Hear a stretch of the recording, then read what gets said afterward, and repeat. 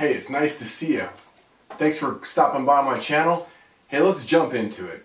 So 5 years ago I decided I wanted to reload, and I bought things, but then I realized I didn't have all the things I needed.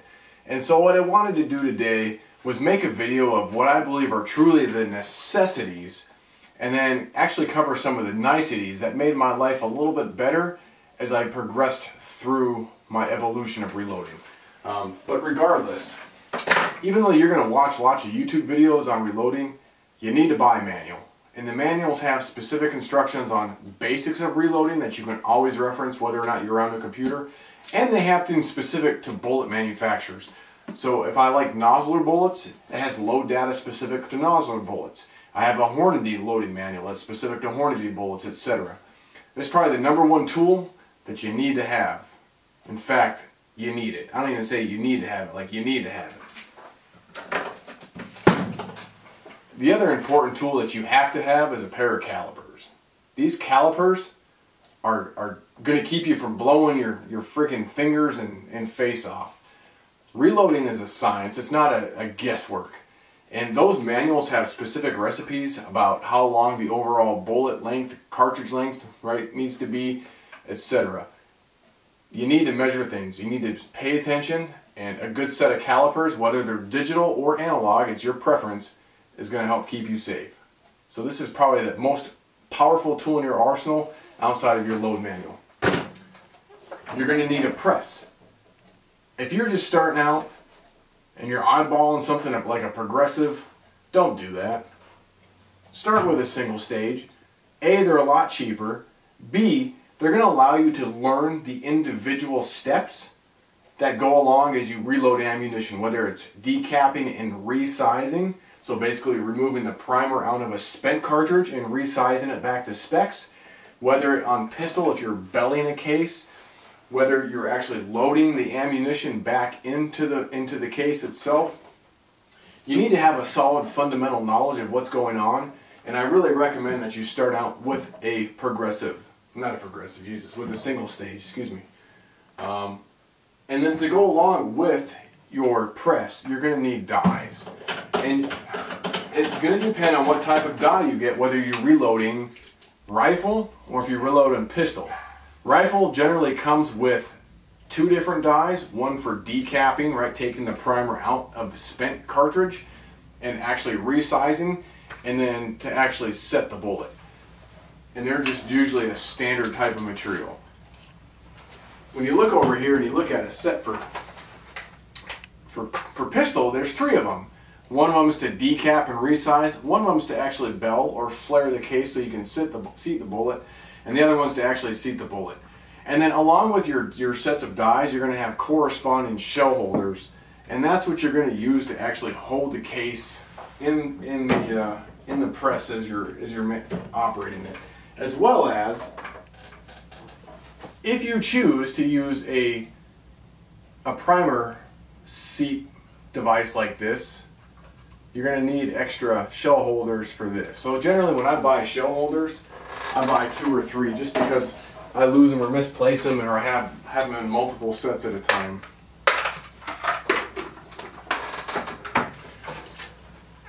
I really believe you need a powder measure like this. It helps you with consistency. Essentially there is a set screw in here. It will create a fixed volume in a cylinder inside of this powder thrower, and you will get really consistent powder measure every time you throw it. And then to ensure that you're actually dispensing the correct weight, you need to have some type of scale, and I truly recommend that you get an analog. Yeah, digital is nice, but they're expensive, and this has never let me down. Like, I truly believe it. I think it's good for what I do. I don't do enough volume. If you're like a serious competition reloader or something, or you just have lots of money and whatnot, yeah, go ahead and get a digital one. But these will come with kits, and they work really well. They're easy to set up. You're going to need different types of powders. Your manuals will tell you what types of powders work. You'll do a lot of research on the internet, and it really depends on what caliber and what load you're using. Sometimes powders work good in certain type of rifle like 308 or 223 or Grendel or whatever.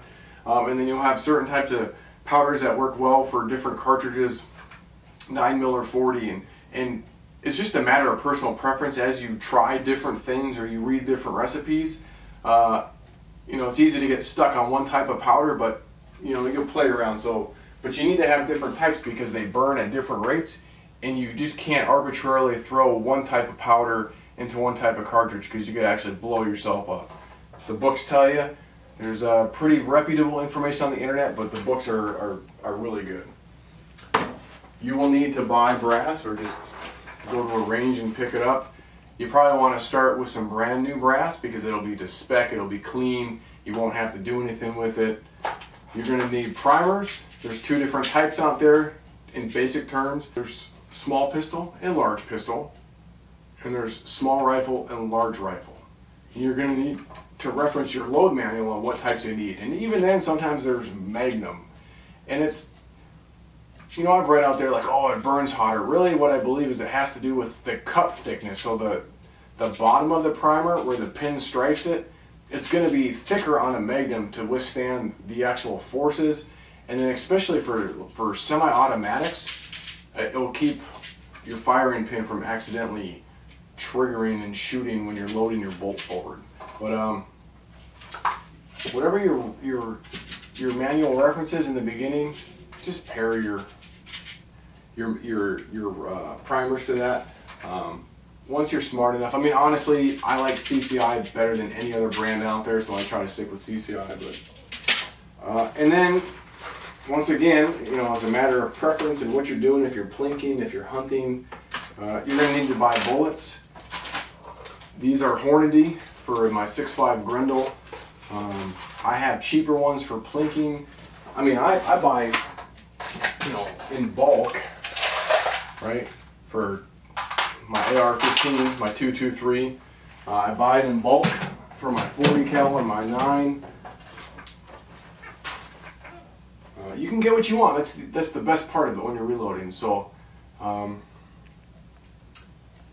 then other things that you really will get, or you do need to get, you have to have some type of Allen wrench because you're going to have to do it to modify your dies and how they sit inside your press and take apart other components. And then if you're doing rifle, you're going to need something to cut the brass with because rifle brass grows. You have to trim it down back to spec.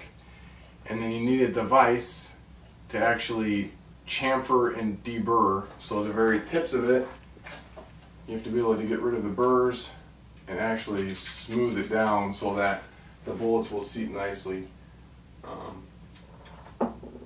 When it comes to trimming, this is nice for small volume. There's a trimmer made by Little Crow Gunworks that fits in your drill. Once you set your standard size, like 1.75 inches for your 223, you can just put it in here and it'll trim it down. You can trim hundreds of cases like that versus this that would take a long time. But this is more of a nicety. This plate here to keep my press rigid is a nicety. This powder measure stand is a nicety, but it's just the little things that enhance your experience. The kit that I bought, right? So I bought the Rcbs Kit, and it came with a roller pad and some lube. Yeah, the heck with that. I made a spray on isopropyl alcohol and lanolin, right? So 10 ounces of isopropyl to 1 ounce of lanolin makes a wonderful case lube for rifle. So like I said, when you're resizing your rifle brass, you have to lube it because otherwise it would get stuck in your dies. And then you're going to have a nicety of a case stuck remover like I had to at one point in time. Another nicety, you set something too deep, some type of bullet puller. And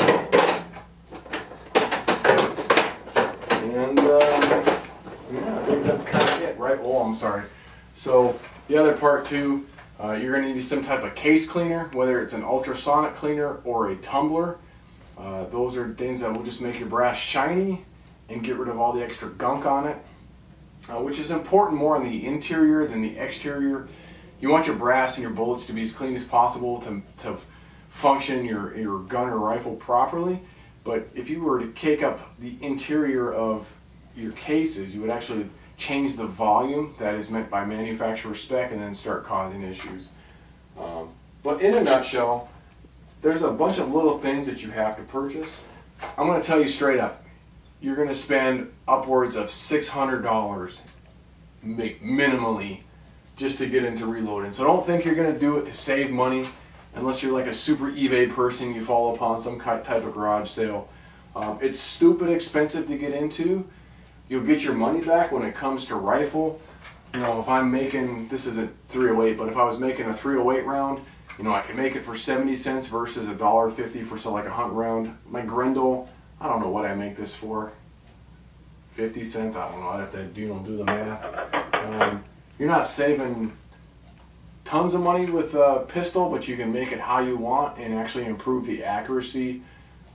I enjoy making my own 9 and my own 40, partly because it gives me something to do, and it's one of those pride things too, right? You're not going to go to the range and just blast through a bunch of like steel ammunition carelessly. Because it takes time to make your ammunition, you're going to appreciate it that much more. But anyway, if you have questions, leave it in the comments below. Please subscribe so that you're aware of when future content is made. I plan on going more into depth into the steps of reloading. I know there's other videos out there, but it all depends on what style you like. And I hope to see you around. Thanks for stopping by.